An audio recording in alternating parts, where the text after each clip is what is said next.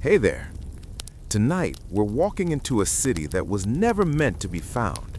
A place carved not by machines, but by hands, patience, and time itself. Hidden deep inside a burning desert canyon, Petra rose to rule ancient trade, and then vanished so completely the world forgot it ever existed. The desert does not announce itself. It waits. For centuries, the land in southern Jordan lay quiet under an unforgiving sun, rock, dust, wind, and silence stretching endlessly. Travelers crossed its edges and felt nothing but heat and emptiness. No towers pierced the horizon, no smoke curled upward, no bells rang. And yet, hidden inside a narrow wound in the earth, an entire city slept. Petra did not rise from the ground like Rome or Babylon. It was cut into it. Before names were written down, before borders were drawn, before empires learned how to conquer the world, there were traders moving slowly across the desert. Their caravans were long and cautious, camels stepping in rhythm, leather waterskins swinging gently, spices wrapped tightly to protect them from the sun. Frankincense, myrrh, cinnamon, silk, gold dust. These were not luxuries, they were power. And power always leaves a trail. But Petra left almost none. A city the world forgot. In the early 1800s, European maps of the Middle East showed a blank where Petra should have been.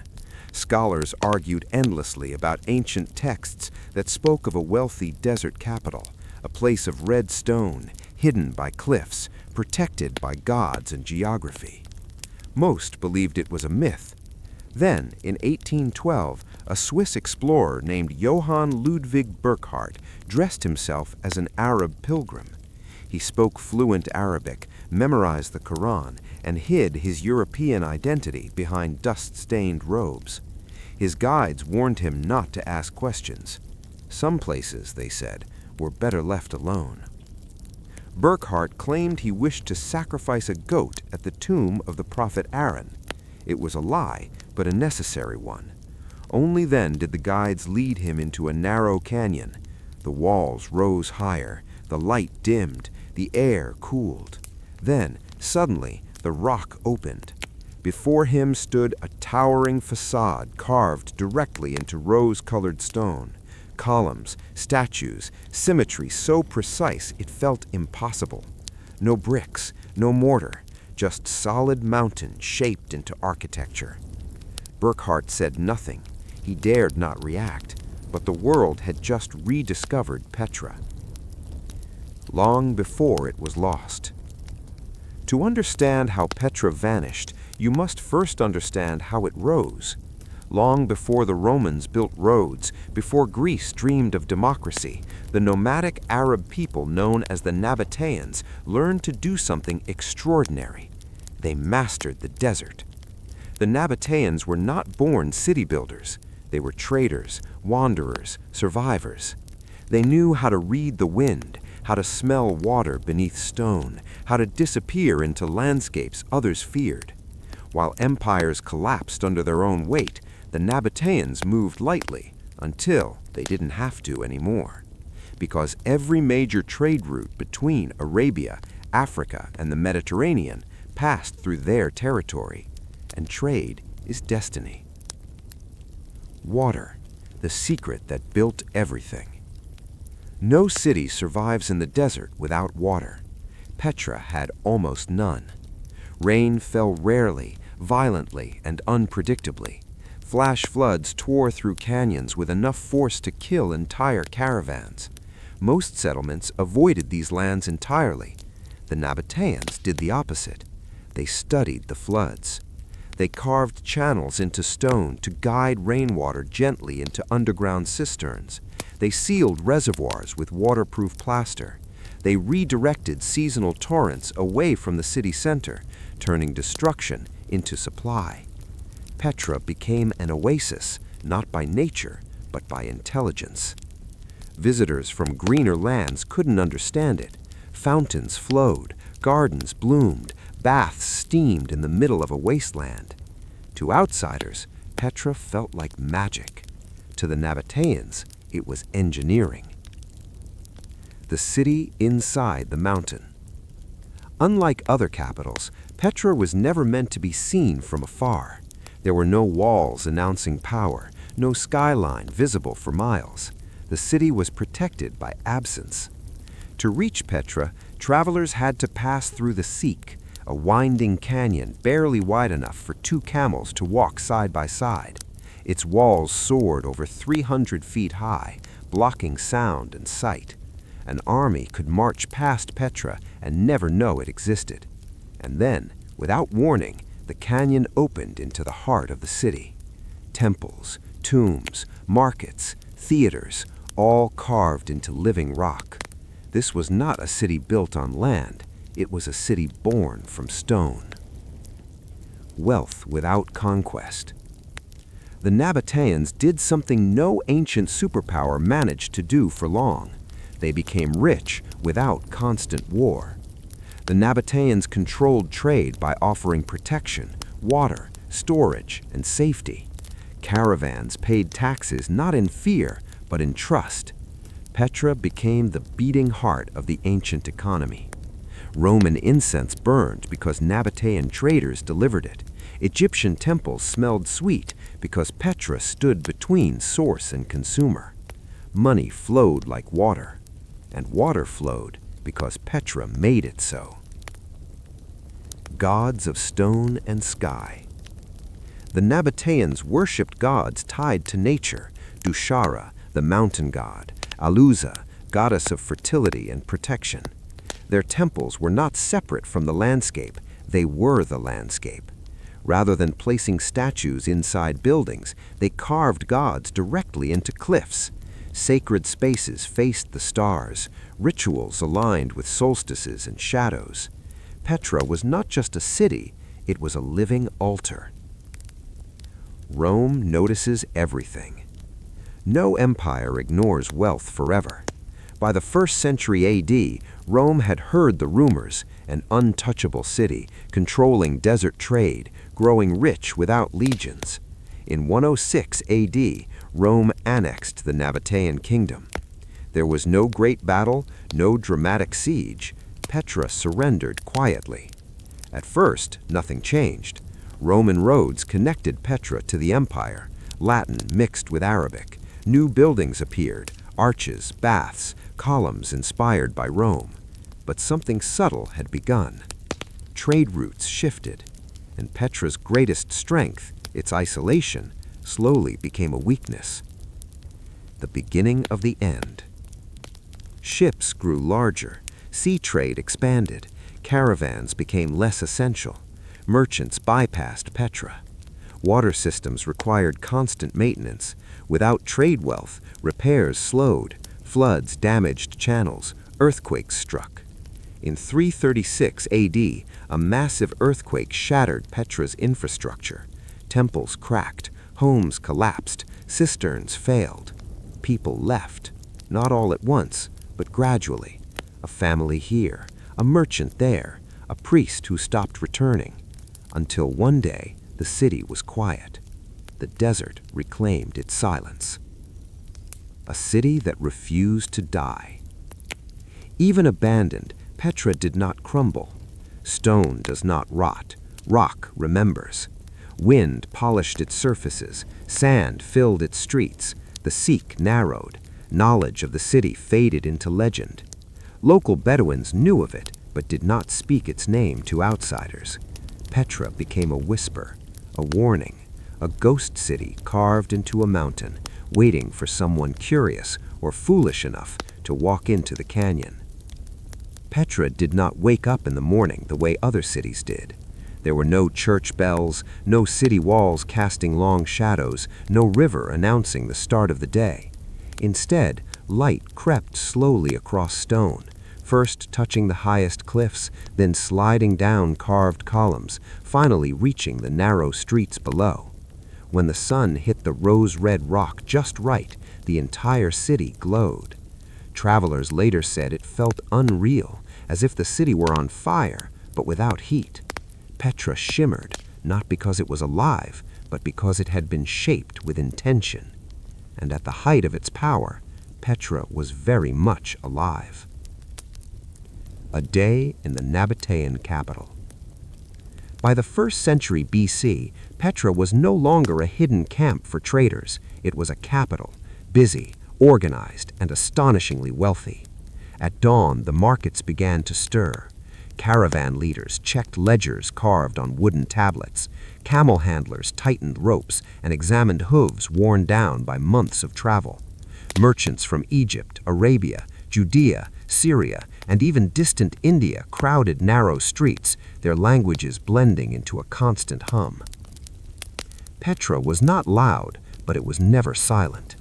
The smell of spices hung in the Petra sat at the crossroads of the ancient world's most valuable trade routes. Every major caravan moving north from Arabia toward the Mediterranean had only a few safe options, and Petra controlled the safest one. The Nabataeans did not charge outrageous taxes, they charged reliable ones. For a fee, a caravan received water, shelter, storage, guards, and, most importantly, information. Petra knew which roads were safe, which tribes were restless, which empires were preparing for war. Information was as valuable as gold, and Petra had plenty of both. Women of Petra. Unlike many ancient cities, women in Petra were not invisible. Archaeological records, inscriptions, and tomb ownership show something unusual for the ancient world. Nabataean women could own property, inherit wealth, and conduct business. Some tombs list women as primary owners. Others mention female patrons funding construction projects. This was not equality in the modern sense, but it was power. In Petra's markets, women negotiated prices. In temples, they participated in rituals. In households, they managed estates, while men traveled with caravans for months at a time. The desert demanded partnership. Survival left little room for rigid hierarchy. A city of stone, a life of comfort. Despite its harsh surroundings, Petra was comfortable. Homes were carved into rock, naturally insulated from heat and cold. During summer, interiors stayed cool. During winter, they held warmth. Water flowed through hidden channels beneath streets. Public fountains provided fresh supplies. Wealthy homes had private cisterns. Petra even had baths, steam rooms inspired by Greek designs, adapted for desert life. To bathe in Petra was to experience a luxury few cities in the ancient world could offer. And all of it depended on one thing: control. Water as power. Water in Petra was not just survival, it was politics. The Nabataean rulers controlled access to reservoirs. Distribution followed strict systems. During droughts, Petra did not panic, it rationed. This gave the ruling elite enormous authority. Loyalty was rewarded with access. Disobedience meant thirst. Yet records suggest this power was used carefully. Petra avoided internal revolts. The city was stable because instability threatened water security. Every citizen understood the unspoken rule: protect the system or the desert will finish the job. Religion without walls. Petra's gods did not live inside buildings. They lived in the cliffs. The Nabataeans believed divinity was embedded in nature: mountains, stars, stone, and sky. Their chief god, Dushara, was often represented not as a statue, but a plain stone block carved directly from the mountain. This simplicity confused outsiders. To Greeks and Romans, gods were sculpted, human-like, dramatic. Petra's gods were abstract, silent, eternal. Temples faced celestial events. Certain carvings aligned with solstices. Shadows moved across sacred facades with clockwork precision. Religion in Petra was not loud, it was constant. The theater that heard everything. One of Petra's most impressive structures was its theater, carved directly into the mountainside. It seated thousands. From the highest tier, a whisper on stage could be heard clearly. The acoustics were flawless, not by accident, but by design. Here, rulers addressed citizens, performers told stories, religious festivals unfolded under open sky. The theater symbolized Petra's identity. Art, engineering, and nature fused into one. Petra and Rome, an uneasy friendship. Rome admired Petra. Rome feared Petra. When Roman merchants arrived, they found a city that operated without legions, without fortresses, without visible defenses, and yet no one dared attack it. Rome preferred influence to war. Trade agreements were signed. Roman architecture began to appear in Petra. Nabataean kings adopted Roman titles. Coins showed blended imagery, Arabic gods alongside Roman symbols. Petra was adapting, but adaptation carries risk. When trade changed everything. The ancient world was evolving. Ships improved. Sea routes became safer and cheaper. Goods that once crawled across deserts now sailed across oceans. Slowly, caravans lost importance. Petra noticed the change, but could not stop it. The city tried to diversify. Agriculture expanded. Local production increased. Roman roads connected Petra to the empire. But the heart of Petra was trade, and trade was slipping away. Earthquake. In the year 363 AD, the earth moved. The quake was violent and sudden. Walls cracked, columns collapsed, water channels shattered, reservoirs drained into the sand. For a city built on precision engineering, damage to infrastructure was catastrophic. Repairs required money. Money required trade, and trade was already fading. Some citizens stayed, others left. Rome offered better opportunities elsewhere. Petra did not fall in flames. It emptied. The last lights of the city. By the 5th century, Petra was a shadow of itself. Temples were abandoned, markets closed, homes were sealed shut and forgotten. The Sikh narrowed as debris fell from cliffs. Yet Petra was never fully destroyed. Stone preserved it, the desert guarded it, and the Bedouins remembered it, quietly. They passed knowledge orally, warning outsiders away. Some believed spirits lived in the ruins. Others saw Petra as sacred ground. So the city slept for centuries. Why Petra still matters. Petra challenges everything we assume about power. It was rich without conquest, advanced without empire, protected without walls. It proves that intelligence, adaptation, and cooperation can rival armies. And it warns us. When systems change, when trade, technology, or environment shifts, even the greatest cities can fade without a single battle. When Petra faded, it did not collapse loudly. There were no final screams echoing through the Sikh, no last stand, no burning towers lighting up the desert sky. Instead, Petra did something far more unsettling. It withdrew. Like a breath slowly exhaled, the city emptied itself into silence. And silence in the desert is a powerful thing. The vanishing without ruins.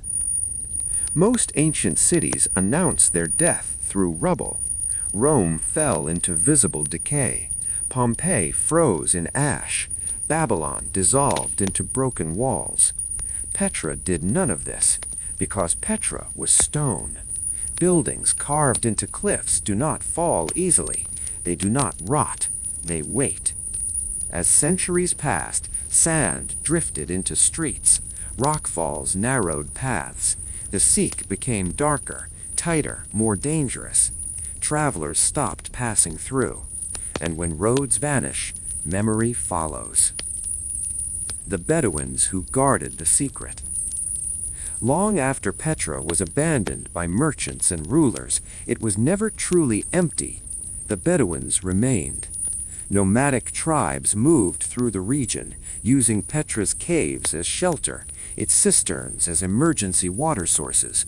They knew Petra intimately, but they did not speak of it. Outsiders were discouraged. Some were told the place was cursed. Others were warned of jinn, spirits said to guard the stone. A few were threatened outright. Why? Because secrecy meant survival.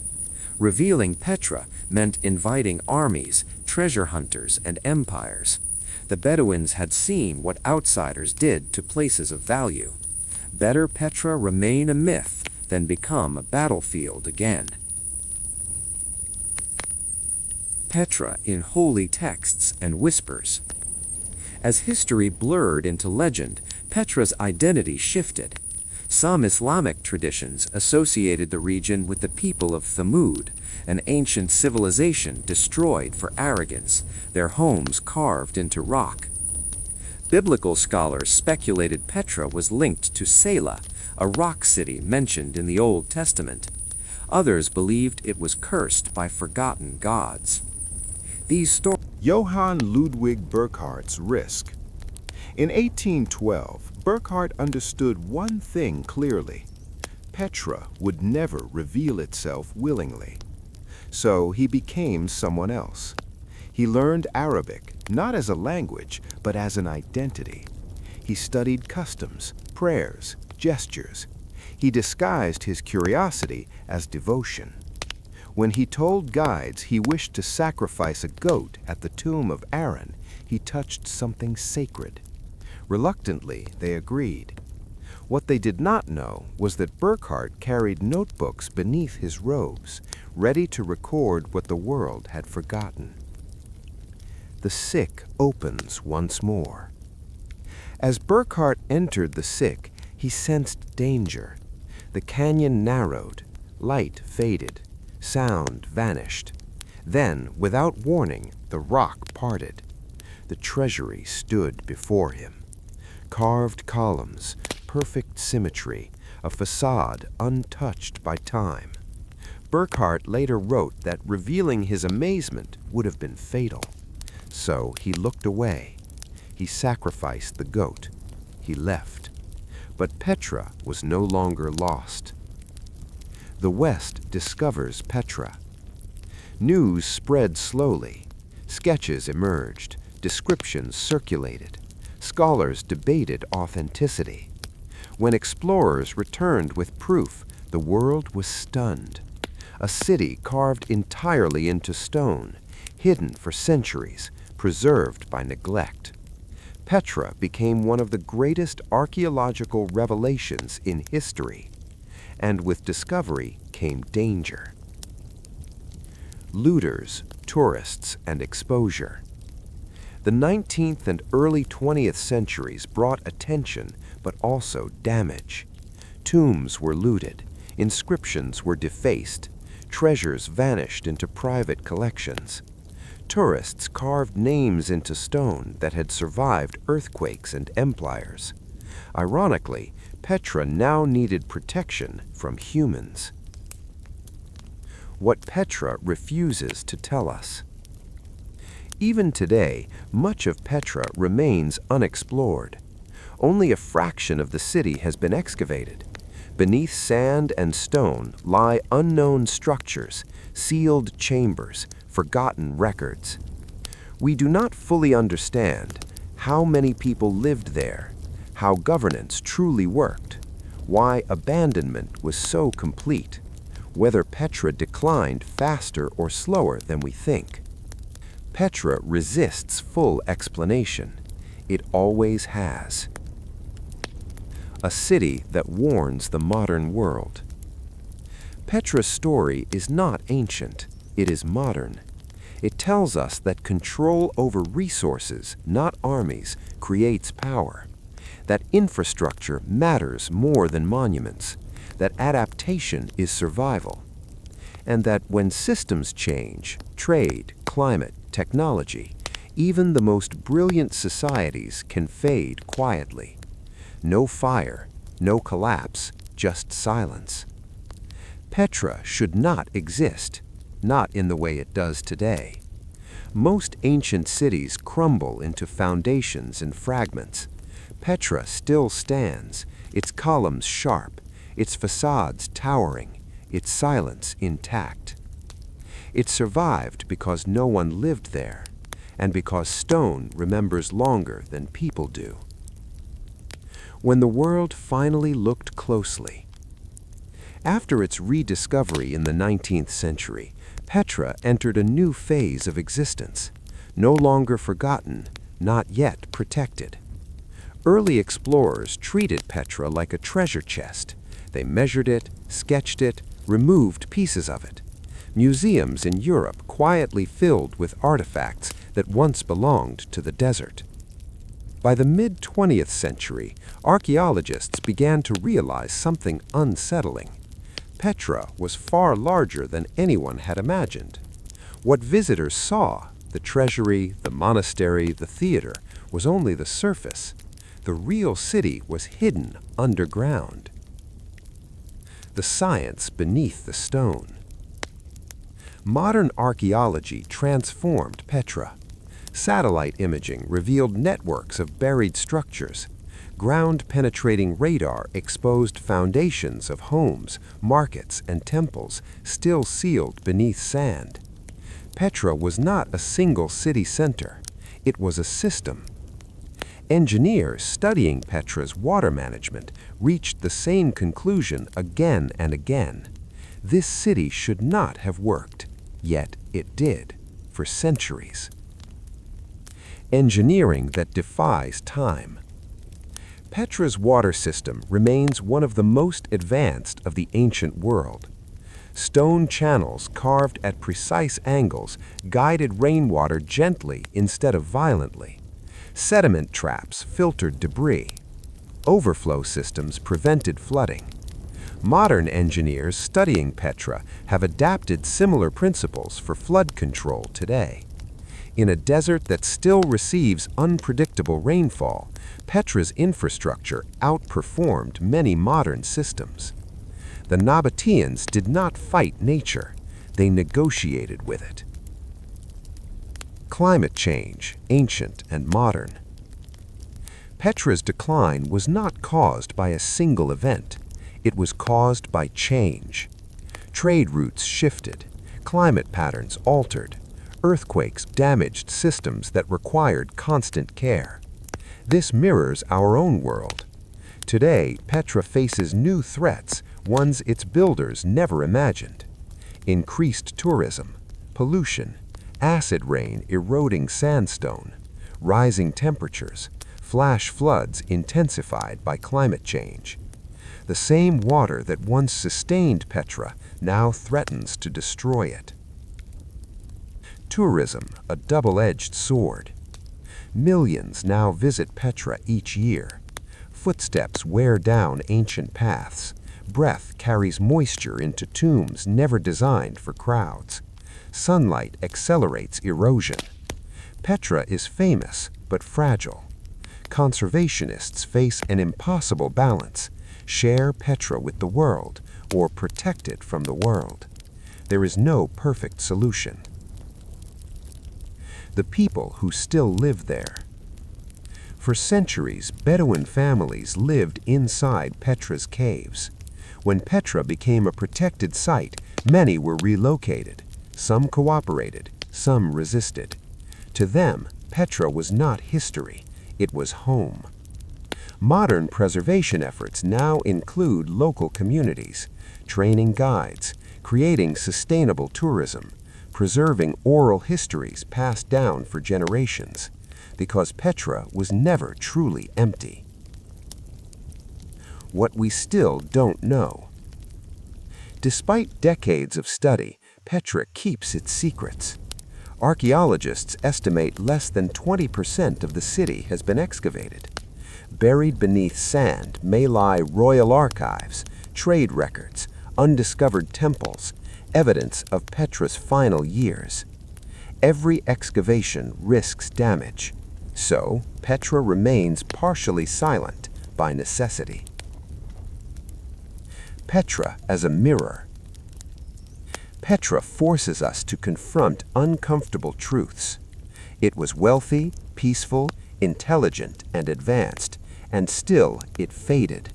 Not from invasion, not from moral collapse, but from shifting systems it could not control. Petra teaches us that infrastructure matters more than monuments, that adaptation is survival, and that silence can erase greatness faster than war. Why Petra still captivates America. For a modern U.S. audience, Petra feels familiar. A society built on trade, innovation over brute force, diverse cultures intersecting peacefully, reliance on complex systems few fully understand. Petra is ancient, but its lesson is contemporary. What happens when trade shifts, when climate changes, when systems fail quietly? Petra already answered. The final image. As the sun sets, Petra glows one last time. Rose turns to gold. Gold fades to shadow. Stone cools. The city does not speak. It does not warn. It simply remains, carved into a mountain, waiting for those willing to listen. It had been hiding in plain sight for centuries. Petra had secrets by design. Why Petra was built to conceal. Unlike Rome or Athens, Petra did not rely on visibility.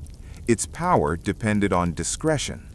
The Nabataeans learned early that obvious wealth attracts violence, so they developed a city that concealed its functions. Storage chambers were carved deep into rock. Administrative areas lacked decoration. Water systems ran underground, invisible to outsiders. Petra's grandeur was intentional, but selective. What you saw was what they wanted you to see. The question of population. How many people lived in Petra? Estimates range wildly, from 20,000 to over 50,000 at its peak. The truth is unclear because housing areas remain largely buried. Entire neighborhoods may still lie sealed beneath debris from earthquakes and erosion. Some archaeologists suspect Petra supported seasonal populations, expanding during trade seasons, contracting during droughts. If true, Petra functioned less like a city and more like a living organism, expanding and shrinking in response to environmental signals. This level of adaptability was rare in the ancient world. The missing archives. Every great trading power keeps records, contracts, taxes, routes, alliances. Yet Petra's written archives are largely missing. Why? Stone tablets may still be buried. Papyrus, if used, would not survive Petra's humidity shifts. Some scholars believe Nabataean records were deliberately destroyed or removed during Roman annexation. An empire that controls information controls history. Without records, Petra became easier to redefine. Rome's quiet rewrite. When Rome annexed Petra, it did not erase the city, it absorbed it. Roman roads redirected trade. New administrative centers emerged elsewhere. Petra became peripheral. Some historians argue Rome intentionally allowed Petra to decline, slowly, rather than destroying it outright. A city without relevance does not inspire rebellion. Silence was strategy. The earthquake theory revisited. Earthquakes damaged Petra, but they did not kill it outright. Similar cities recovered from worse. What made Petra vulnerable was dependency. Its water systems required constant maintenance. Once population dropped below a critical threshold, infrastructure failed faster than it could be repaired. Petra collapsed inward, not from violence, but from imbalance. The underground Petra. Recent ground-penetrating surveys indicate multi-level subterranean structures beneath known buildings. These may include emergency water reserves, hidden trade vaults, religious chambers, and safe zones during conflict. If confirmed, Petra's complexity rivals modern urban planning. The city was not flat, it was layered. Forbidden excavations. Not every area of Petra is open to digging. Some zones are restricted due to instability, others because excavation would irreversibly damage structures above. There are also political realities, modern borders, heritage laws, and cultural sensitivities. History is not excavated freely, it is negotiated. Petra and the lost knowledge hypothesis. A fringe but persistent theory suggests Petra's engineers possessed advanced hydraulic knowledge lost after the city's decline. Their ability to control flash floods with stone channels surpasses some medieval systems by centuries. Was this knowledge localized or part of a wider tradition now forgotten? If Petra was not unique, where are the others? And why did the knowledge vanish? Why Petra still resists us. Petra does not surrender information easily. Stone erodes slowly. Excavation is cautious. Funding is limited. Time works against preservation. Every discovery raises more questions than answers. That is Petra's final defense. Petra's greatest secret. Perhaps Petra's greatest secret is not hidden underground. It is psychological. The city teaches that power does not need to announce itself, that survival depends on systems, not spectacle, that disappearance can be a form of protection. Petra did not fail, it adapted by becoming invisible. Closing reflection. When we stand before Petra today, we are not looking at ruins, we are looking at a decision. A city that chose silence over conquest, stone over flame, memory over monument. And beneath our feet, Petra still waits, unfinished, unexplained, and unwilling to tell its full story. Petra was not only carved from stone, it was carved from time. That realization came slowly, long after archaeologists mapped the streets, cataloged the tombs, and measured the water channels. It emerged not from excavation, but from observation, from watching shadows move, from noticing how light entered the city only at certain moments. Petra, it seemed, was built to speak to the sky. When stone behaves like a clock. On most days, Petra's monuments appear silent, but twice a year something strange happens. During the equinoxes, the rising sun sends a blade of light through specific points in the Sikh, illuminating sacred facades with uncanny precision. Shadows retreat exactly where architects intended them to. Doorways glow, altars ignite with sunlight. This is not coincidence. To achieve this alignment, Nabataean engineers would have needed long-term solar observation, mathematical planning, precise carving angles, and a deep cultural reason to do so. This was not decorative astronomy, it was ritual. The monastery and the setting sun. The monastery, larger than the Treasury, more isolated, more demanding to reach, faces the setting sun. At sunset, during key seasonal moments, light pours directly into its central chamber, illuminating a carved altar.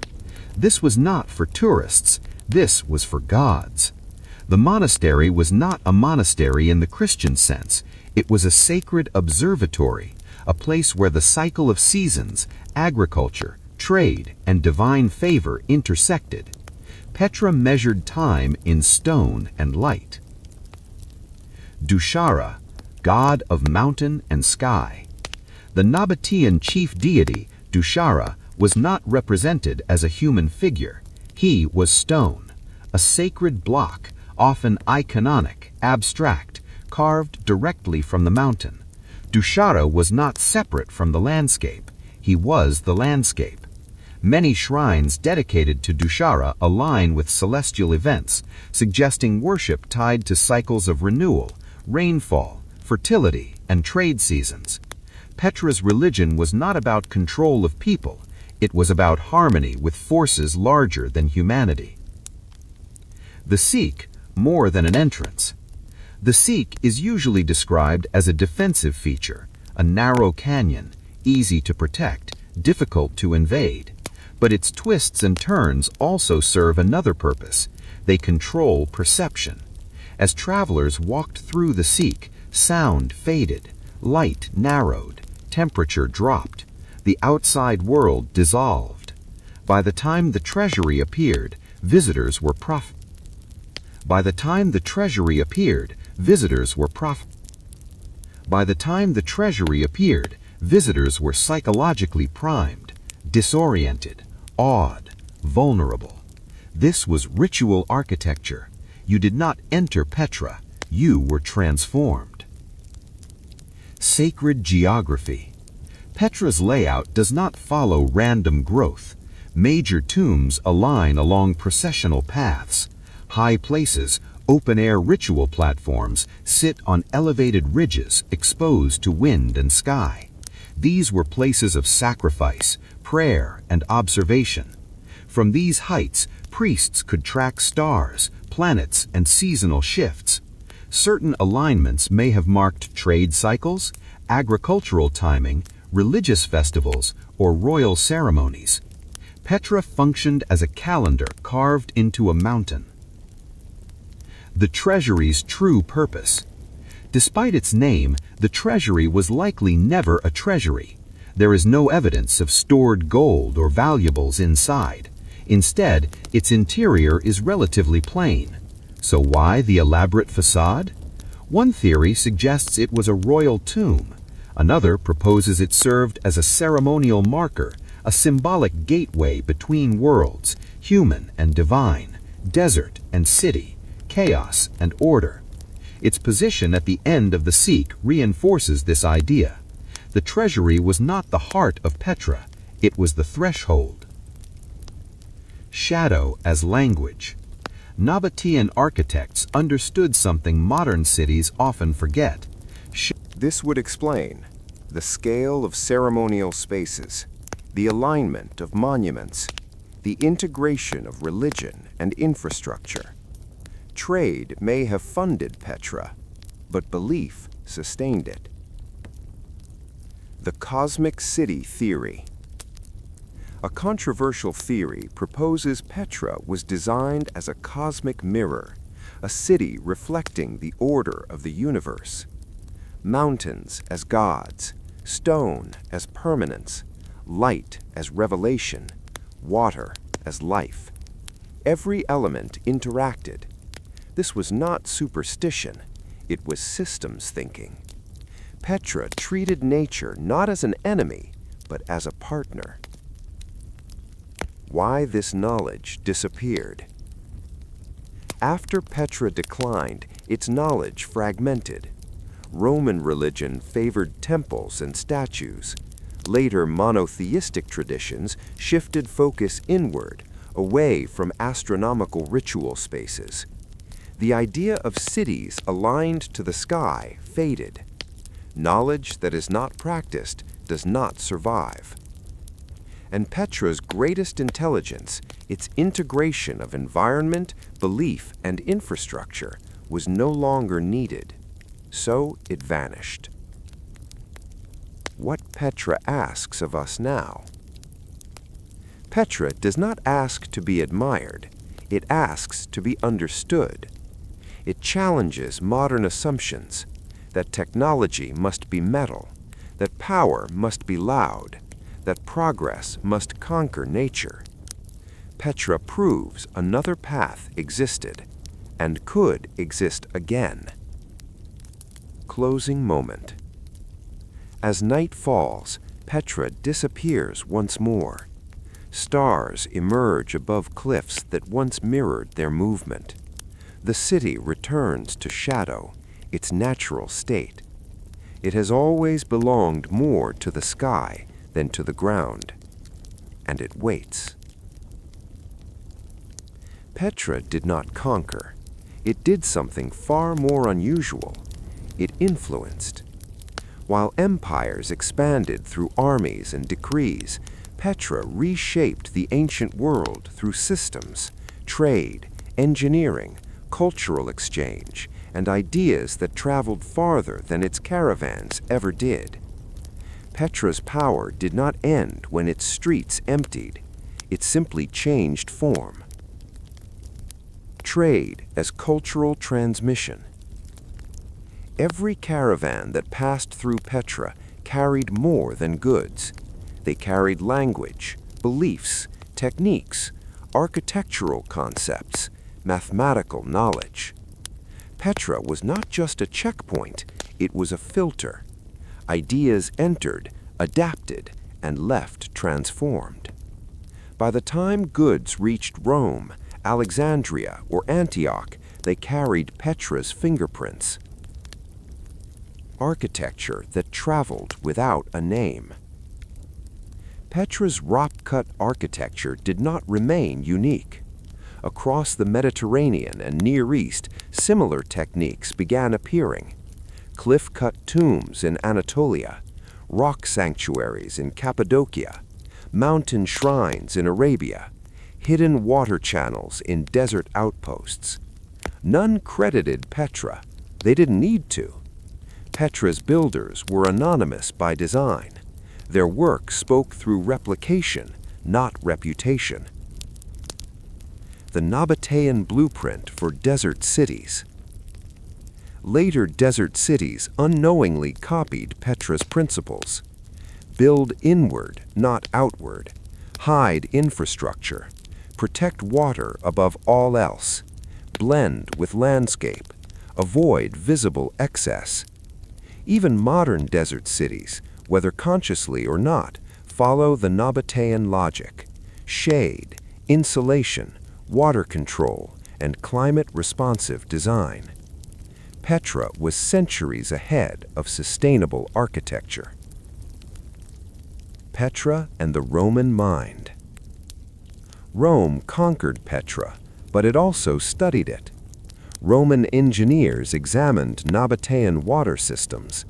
Elements of Petra's hydraulic designs appeared later in Roman frontier settlements. Rome learned how to survive where rivers did not exist. This was not admiration, it was necessity. Petra's quiet role in globalization.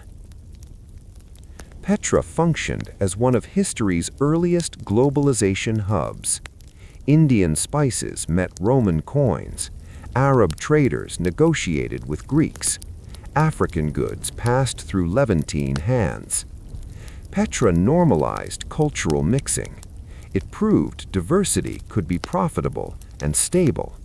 That lesson outlived the city. The influence on religious thought. Petra's abstract approach to divinity, iconic worship, sacred geometry, celestial alignment, left traces in later spiritual traditions. The idea that God could be symbolized through space, light, and orientation, not statues, resonated with emerging monotheistic systems. While Petra was not a religious ancestor, it was a conceptual contributor. It expanded what sacred space could be. The myth of the invisible power. Petra helped define a new idea. Power does not need visibility. This concept influenced later merchant republics, trade cities, and financial centers that thrived without military dominance. Control flows through logistics. Petra understood this before history had language for it. Why Petra was not remembered. Influence without narrative fades. Petra left no empire to tell its story, no conquest chronicles, no royal propaganda. Its ideas spread, but its name did not. History favors loud victories. Petra preferred quiet effectiveness. Petra's echo in the modern world. Look closely, and Petra is still here, in supply chain hubs, trade corridors, sustainable architecture, resource-based power structures, cities that thrive by connection, not domination. Petra didn't disappear. It dissolved into systems we now take for granted. The tragedy of forgetting systems. When people remember Petra, they remember facades, they photograph stone. But Petra's true achievement was invisible: networks, planning, restraint. Modern civilizations often repeat this mistake, celebrating monuments while neglecting infrastructure. Petra warns us gently: when systems fail, beauty cannot save you. A city that refused credit. Petra never asked to be remembered. That may be its greatest act of confidence. It trusted that effectiveness would outlast fame, and it was right. Closing reflection. Petra did not fall because it was weak. It faded because the world changed. Yet its influence endured, quietly shaping how humans trade, build, and survive in hostile environments. Petra was never meant to dominate history books. It was meant to work, and it did. The Nabataeans were pragmatists. They adapted not by clinging to ruins, but by relocating to ensure continuity. Petra as a test of memory. By leaving intentionally, the Nabataeans tested human memory. How long would Petra be remembered? Could a city survive in legend alone? Could knowledge travel without physical presence? The desert answered. Petra survived not as a city of living people, but as a city of ideas, systems, and awe. Modern reflection. Today, Petra is a symbol. Human ingenuity against harsh environments, strategic withdrawal as survival, knowledge preserved through networks, not monuments. It challenges modern assumptions. Cities must occupy space permanently to survive.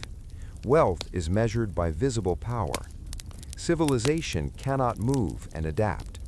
Petra proves otherwise. Closing moment. When visitors walk the sick, they are not just entering a city, they are walking through the deliberate choice of a civilization to live, to thrive, and then to vanish without destruction. The Nabataeans left Petra as a gift to history, a challenge, a puzzle, and a warning. For centuries, Petra existed only in whispers. Maps skipped it. Travelers avoided it.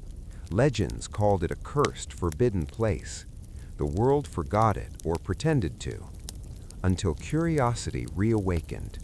And that curiosity came from one man, Johann Ludwig Burckhardt, the man who entered Petra. In 1812, Johann Ludwig Burckhardt, a Swiss explorer, became the first modern Westerner to see Petra. He did not arrive boldly. He disguised himself as a Muslim scholar, learning Arabic, studying local customs, and even performing Islamic rituals to gain trust. His goal was simple: to gain access to the tomb of Aaron, a site revered by locals. What he did not know was that by stepping through the sick, he would encounter a city frozen in time. First glimpse of the Treasury. Burckhardt's first encounter was not cinematic. It was terrifying in its silence. Through the twisting canyon, the Treasury appeared suddenly, illuminated by a slant of sunlight. Its rose-red facade glowed like fire against stone. He wrote in his journals, "I cannot describe the beauty of these ruins. Their majesty surpasses all expectation. They are more than stone. They are memory made visible." He observed quietly, documented meticulously, and left without disturbing the city. Early sketches and accounts. Following Burckhardt, other explorers arrived. Heinrich Brugge sketched tombs. Charles Wilson measured monuments. David Roberts painted dramatic, romanticized images of Petra for European audiences. These early sketches shaped Petra's image in the West. The city became both a symbol of ancient mystery and a subject of scholarly obsession. The role of Western curiosity. Europeans were fascinated by lost cities. Petra fit the archetype perfectly: hidden, exotic, wealthy in legend, unknown in reality. Expeditions were funded not for conservation, but for discovery, documentation, and sometimes treasure hunting. Petra became a laboratory of imagination. Archaeology begins. By the late 19th and early 20th centuries, formal archaeology began. Systematic excavations uncovered houses, tombs, and inscriptions. Scholars deciphered Nabataean scripts, revealing language, trade practices, and religious beliefs. Water systems were mapped and studied for their engineering genius. Yet even then, Petra resisted full understanding. Most of the city remained buried beneath centuries of sand, hidden from even the most meticulous surveyors. Challenges of rediscovery. Rediscovery was not without danger. Petra's terrain was treacherous. Narrow canyons could collapse. Desert climate was unforgiving, extreme heat by day, freezing nights. Local tribes were suspicious of outsiders. Missteps could be fatal. Every expedition carried risk, yet the allure of uncovering Petra proved irresistible. Petra in Western imagination. As reports circulated, Petra's reputation grew. Romantic travelers called it the rose-red city, half as old as time. Scholars debated its origins, linking it to biblical Selah. Artists immortalized the treasury in paintings and lithographs. Adventurers dreamed of tombs filled with gold, though these were mostly myths. Petra was reborn, not as a living city, but as a legend realized. Modern excavations. Today, rediscovery continues with advanced technology. Satellite imagery identifies buried structures. Ground-penetrating radar reveals hidden chambers and tombs. Conservationists work to stabilize cliffs and water systems. Archaeologists uncover inscriptions, ceramics, and trade artifacts that illuminate Nabataean life. Petra has moved from myth to scientific reality, yet continues to guard its secrets. Lessons from rediscovery. The story of Petra's rediscovery teaches curiosity can resurrect what was lost. Observation and patience are more powerful than force. Legends often contain kernels of truth that survive centuries of silence. Burckhardt and the explorers who followed did not just find a city, they reconnected humanity with its capacity for wonder, respect, and discovery. Closing reflection. When modern travelers enter the sick today, they walk the same path as Burckhardt. The treasury still emerges like a vision. The rose-red cliffs still glow. Rediscovery did not return Petra to life, but it ensured that Petra would no longer be forgotten. The city waits, still silent, still powerful, still challenging the world to understand its full story. Petra is not just history. It is a living laboratory for modern science. Though the city has been silent for centuries, every crack, channel, and shadow offer information to those who know how to read it. Modern tools, satellite imaging, radar, and 3D modeling allow us to see Petra not just as ruins, but as a complex urban organism. Ground-penetrating radar, seeing the invisible. In recent years, archaeologists have deployed ground-penetrating radar across Petra. Buried tombs and residential structures emerged where only sand had existed. Subterranean cisterns, channels, and aqueducts were mapped for the first time. Hidden passageways suggested ritual spaces and emergency escape routes. GPR revealed something startling. Petra is far larger than its visible monuments suggest. The city continues under the desert, waiting to be fully revealed. 3D mapping and preservation. Using drones and photogrammetry, researchers create 3D models of Petra. Facades and monuments are digitally preserved in exact detail. This allows conservationists to monitor erosion, especially from flash floods and tourist traffic. Virtual reconstructions help scholars understand original spatial design and ceremonial pathways. Technology enables Petra to survive intellectually even as physical erosion continues. Water engineering genius. Petra's hydraulic management is still unmatched. Rainwater is funneled through channels carved into cliffs. Sediment traps and overflow reservoirs prevent flooding. Complex cistern systems store water for dry seasons. Modern engineers study Petra to understand sustainable desert water systems. The city's hydraulic network was hundreds of years ahead of its time. Its genius lies in adaptability.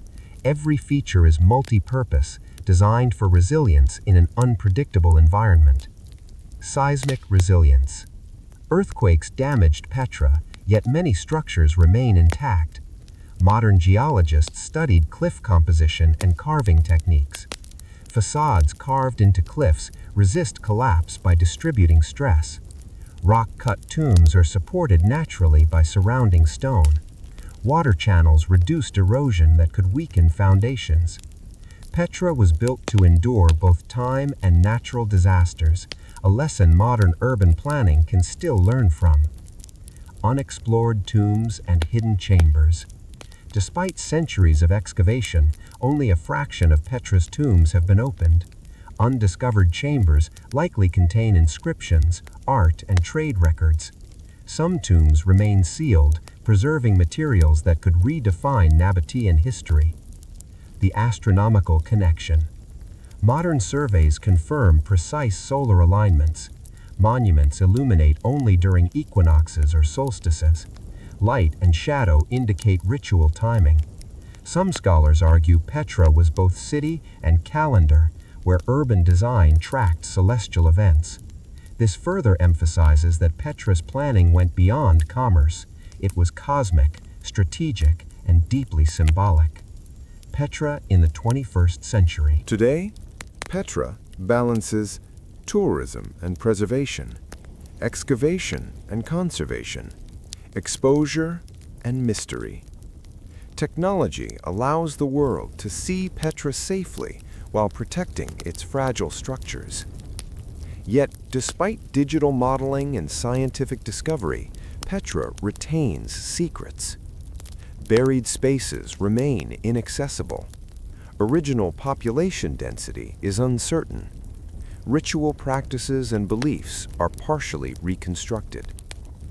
Petra continues to challenge historians, engineers, and archaeologists alike. Closing reflection. Petra is no longer lost in maps, but it remains lost in comprehension. Its brilliance, adaptability, and design teach lessons humanity still struggles to master. Sustainability in harsh environments, water management under scarcity, integration of infrastructure with culture and belief, strategic urban planning that balances visibility, security, and ritual. The city carved from red rose stone is more than a monument. It is a message across millennia. Plan carefully, adapt constantly, protect knowledge, and sometimes silence is the strongest defense. Petra was never just stone and sand. For centuries, it existed in stories whispered in tents, marketplaces, and travelers' journals. A city that disappears naturally breathes myth, and Petra's myths are as intricate as its facades. Jinn and desert spirits. Local Bedouin traditions tell of jinn, supernatural beings guarding Petra. They are said to haunt hidden tombs. They mislead travelers along the Seek.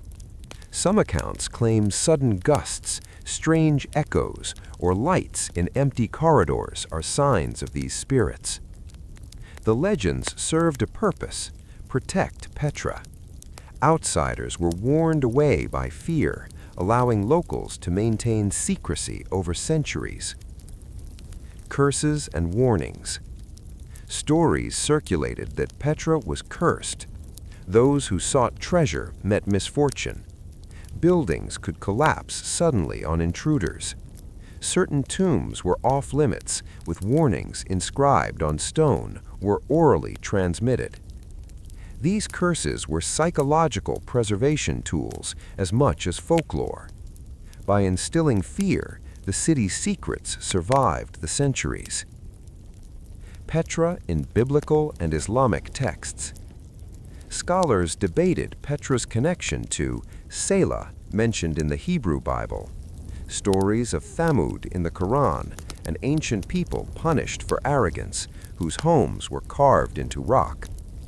Petra's appearance matched these descriptions, intertwining history with spiritual narrative. Whether true or symbolic, these texts amplified Petra's mystery in the minds of outsiders. Western Romanticism. In the 19th century, explorers and artists fueled Petra's myth. Travelers' tales exaggerated dangers, treasures, and forbidden rituals. Paintings and sketches depicted Petra as a city frozen in magical twilight. Stories of hidden gold and secret chambers captivated Europe, embedding Petra in imagination rather than reality.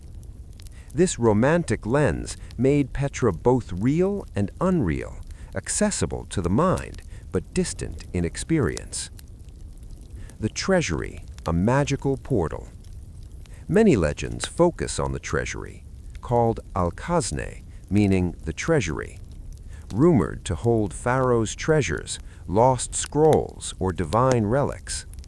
Said to appear differently depending on time of day or observer's path. The treasury embodies Petra's dual nature, factual structure and magical icon, blending reality and myth. Petra as a spiritual threshold. The city itself was ritualistic architecture. Seek as psychological corridor. Light illuminating facades at equinoxes and solstices. Hidden chambers for ceremonial use. The Nabataeans' design reinforced spiritual myths, making the city feel alive, supernatural, and guarded. Modern legends. Even today, Petra inspires tales. Paranormal investigators claim nighttime anomalies. Tourists report unusual lights or echoes. Adventure stories portray Petra as a treasure-laden labyrinth. These modern myths continue Petra's centuries-old tradition of secrecy and awe. Why myth matters? Petra's myths are not mere stories.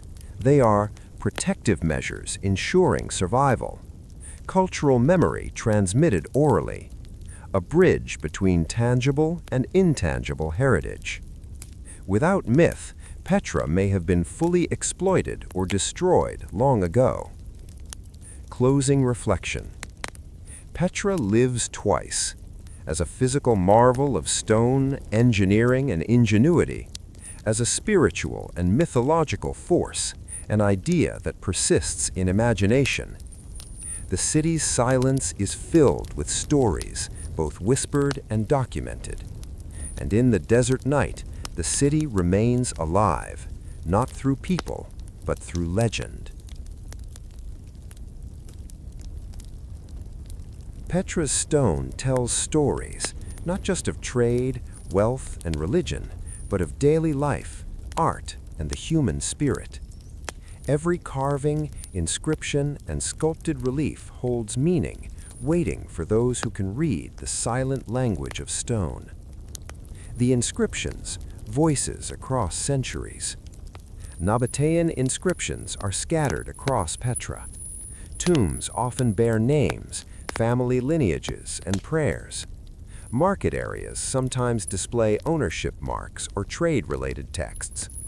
Religious sanctuaries include dedications to Dushara and Al-Uzza, invoking protection and prosperity.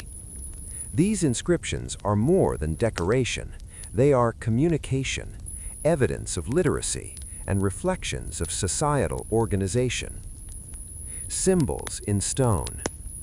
Petra's carvings often employ abstract symbols, geometric patterns representing order and harmony, stylized representations of camels, trade goods, or mountains, sacred motifs for protection and divine favor. Scholars believe many symbols served dual purposes: ritual significance and practical guidance. A merchant might follow a symbol to a water source or storage area. A priest might recognize a sacred sign during a ceremony. Artistic flourishes. Although the city's facade seems austere, subtle artistry abounds. Sculpted columns with intricate capitals, floral and geometric motifs blending Hellenistic and local styles, hidden reliefs in tombs indicating wealth, lineage, or cosmology. Petra's art was never ostentatious. It was integrated, designed to enhance function and spirituality rather than dominate it. Tombs, stone diaries. Each tomb tells a story. Not all are grand. Some are modest, reflecting ordinary citizens. Elaborate tombs signal elite families and political influence. Reliefs and carvings indicate beliefs about the afterlife, social hierarchy, and trade networks. These stone diaries offer a glimpse into a society both pragmatic and spiritual, balancing commerce, family, and faith. Daily life embedded in architecture. Petra's city planning also reflects daily life. Narrow alleys connecting markets, water fountains placed near gathering areas, houses carved into cliffs for climate control and security. Architecture itself becomes a document of civilization. We can reconstruct routines, social hierarchies, and even economic priorities through careful study. Religious spaces. Temples, high places, and shrines are decorated with symbols and inscriptions. Dedications to Dushara and Al-Uzza. Celestial motifs aligning with solar and lunar cycles. Ritual spaces often hidden or elevated, emphasizing accessibility for priests, not crowds. These carvings communicate a worldview, balance with nature, reverence for deities, and an understanding of cycles that guided trade, agriculture, and social order. Cultural fusion. Petra's art reflects a blend. Nabataean tradition at its core, Hellenistic influence from Mediterranean trade, Arabian and Levantine motifs interwoven in carvings. This cultural fusion demonstrates Petra as a crossroads not only of goods, but of ideas and aesthetics. The Nabataeans were masters of caravan logistics. Camel trains transported goods across harsh desert terrains. Routes were carefully chosen to access water sources and avoid bandits. Caravanserais, rest stops carved into rock, provided safety and storage. Each caravan was more than a commercial enterprise. It was a cultural and technological exchange. Taxation and control. Petra's wealth was partly derived from its strategic position. The city controlled key desert trade routes. Taxes and tolls were imposed on passing goods. Wealth collected was reinvested in infrastructure, water systems, tombs, and ceremonial structures. This economic control reinforced Petra's influence without relying on military dominance. The role of currency. Coins found in Petra reveal extensive trade connections. Nabataean coins were minted with high craftsmanship. Designs reflected religious symbols and royal authority. Roman coins discovered in the city show integration into wider imperial networks. Currency was not only economic, it was a political statement, asserting Petra's autonomy and sophistication. Trade as cultural exchange. Goods brought more than wealth. Languages and scripts traveled along trade routes. Artistic motifs spread across regions. Religious beliefs and rituals diffused, influencing neighboring societies. Petra became a nexus of civilization, where commerce fueled cultural and intellectual exchange. Seasonal rhythms of trade. Trade was not constant. It followed seasonal and celestial cycles. Spring and autumn caravan seasons were most active. Water availability and climate dictated caravan size and timing. Festivals coincided with peak trade periods, merging economy and spirituality. The Nabataeans integrated environmental understanding into their economic system, a sophisticated early example of adaptive urban planning. Challenges and risks. Trade was lucrative but perilous. Banditry and territorial disputes threatened caravans. Desert storms could wipe out entire convoys. Water shortages or droughts jeopardized both goods and livestock. The Nabataeans mitigated these risks through planning, intelligence, and engineering, ensuring the city thrived where others failed. Closing reflection. Petra's grandeur was not only carved from stone, it was built from commerce and connectivity. Without trade, there would be no monuments, no wealth, no influence. Without the caravans, Petra would have been just another desert outpost. Its economic arteries were the veins of civilization, keeping culture, religion, and knowledge alive across centuries and deserts. Petra's rose-red cliffs are striking, but its real genius lay beneath the surface, in the water that sustained life, trade, and civilization. In a desert where rainfall is scarce, controlling water meant power, survival, and prosperity. Cisterns, storage beyond the storm. The Nabataeans carved hundreds of cisterns into the rock. Some held enough water to supply hundreds of residents for months. Strategic placement allowed collection of rainwater and runoff. Covered cisterns reduced evaporation, essential in the scorching desert climate. These reservoirs were not mere pits, they were engineering marvels, some hidden to protect from theft or misuse. Channels and conduits. Water as a network. Petra's water channels were complex, precise, and multifunctional. Stone channels guided rainwater from mountains to the city. Overflow systems prevented flooding during rare desert storms. Sediment traps and filtration ensured cleaner water for consumption and ritual. Every inch of carved stone served practical and sometimes ceremonial purposes, demonstrating how infrastructure and culture intertwined. Aqueducts and distribution. Water was distributed to fountains, baths, and public areas via aqueducts. Gravity-fed systems ensured steady flow without pumps. Hidden underground channels supplied palaces and elite homes. Some channels extended beyond city walls to support agriculture or caravan stops. The Nabataeans' understanding of hydraulics rivaled contemporary Roman techniques, adopted for arid, rocky terrain. Flash flood management. Petra's narrow canyons were vulnerable to flash floods, yet the Nabataeans turned this hazard into advantage. Channels diverted excess water away from critical structures. Retention basins slowed water flow to prevent damage. Excess water was stored in reservoirs for future use. Petra's water system balanced risk and resourcefulness, sustaining life while mitigating natural threats. Social and ceremonial significance. Water in Petra was both practical and sacred. Public fountains served as gathering points for social interaction.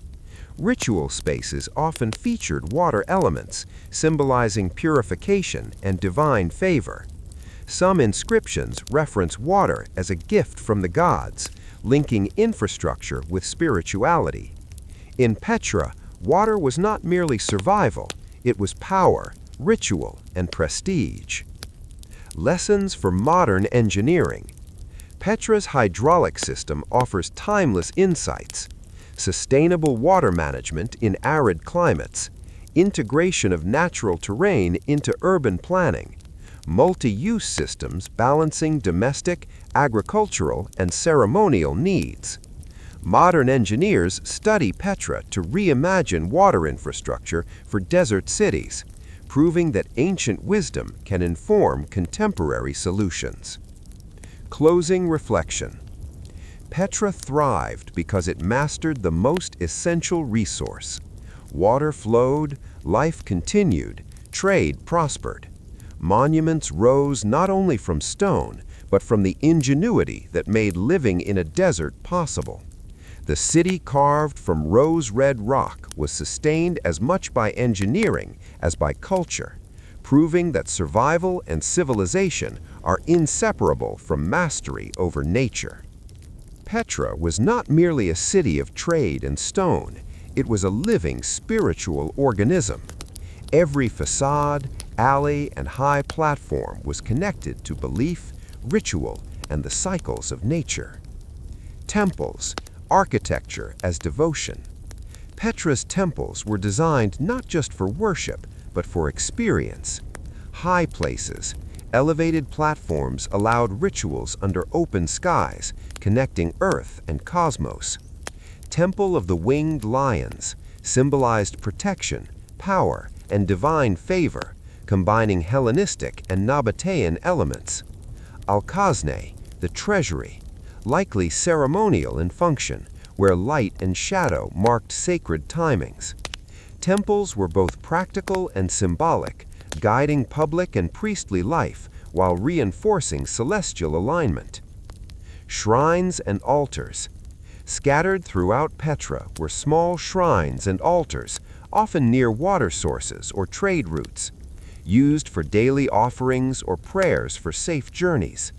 Decorated with carvings of deities like Dushara and Al-Uzza, often aligned with seasonal sunrises or sunsets, linking ritual to astronomy. These spaces reveal that religion was integrated into daily life, not confined to a single location. Ritual practices. Nabataean rituals reflected both commerce and cosmology. Seasonal festivals coincided with trade cycles. Offerings included coins, incense, and agricultural products, blending economy and faith.